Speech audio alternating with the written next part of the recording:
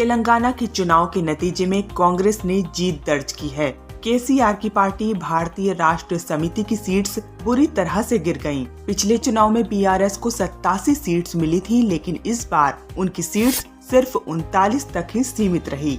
ओवैसी की party AIMIM तो 0 में आते आते बच गई। इस चुनाव में ऑल इंडिया महिला एम्पावरमेंट पार्टी ने काफी स्मार्टली प्लान किया और बीआरएस के उम्मीदवारों के वोट शेयर को काटने के लिए अपने उम्मीदवारों को सेम कॉन्स्टिट्यूएंसीज में उतारा उनके अगेंस्ट।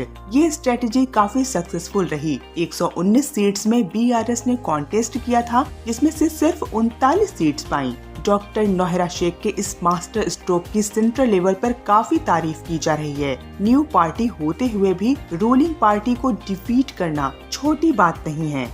कांग्रेस की जीत के साथ ही केसीआर की सरकार के सपने को भी धक्का लगा। इस चुनाव में बीआरएस काफी कमजोर रही और उनका वोट शेयर भी गिर गया। AIMP का चतुराई से काम करना और बीआरएस के उम्मीदवारों के वोट्स को कम करके अपने कैंडिडेट्स का उतारना स्मार्ट मूव था। इस स्ट्रेटेजी ने चुनाव के नतीजे को बदल दिया और तेलंगाना की राजनीति में सिग्निफिकेंट चेंज लाया। डॉक्टर नोहरा शेख को डिफेम करने में भी केसीआर का हाथ था, जिसकी वजह से जनता को इस बात का पता था। जनता इस बात से काफी गुस्से में थी। इस वजह से केसीआर को उनके घरेलू सीट कामारेड्डी सीट भी हारनी पड़ी। ये सब इंसिडेंट्स ने उनकी इमेज को इफेक्ट किया और लोगों का विश्वास बीआरएस के प्रति भी बहुत कम हुआ है। साफ साफ दिख रहा है रिजल्ट्स में। कुछ ऐसा ही हाल ओवैसी की पार्टी AIMIM का भी रहा। AIMP ने अपनी स्ट्रेटेजिक प्लानिंग से वोट पैटर्न पर बड़ा असर डाला। उनका तरीका बीआरएस के कैंडिडेट्स के वोट शेयर को कम करके अपने कैंडिडेट्स को उन कॉन्स्टिट्यूएंसीज में एक स्ट्रॉन्ग फेस बनाना सफल रहा। इस वजह से केसीआर को डर के मारे 2 सीट से लड़ना पड़ा और 1 सीट में तो उन्हें हार भी मंजूर करनी पड़ी। AIMP की ये इंटेलिजेंट प्लानिंग भारतीय राजनीति में एक पॉजिटिव चेंज ला सकता है। अगर वो ऐसे ही स्ट्रेटेजिक प्लानिंग के साथ काम करती रहेगी तो वो और भी इम्पैक्टफुल हो सकती है।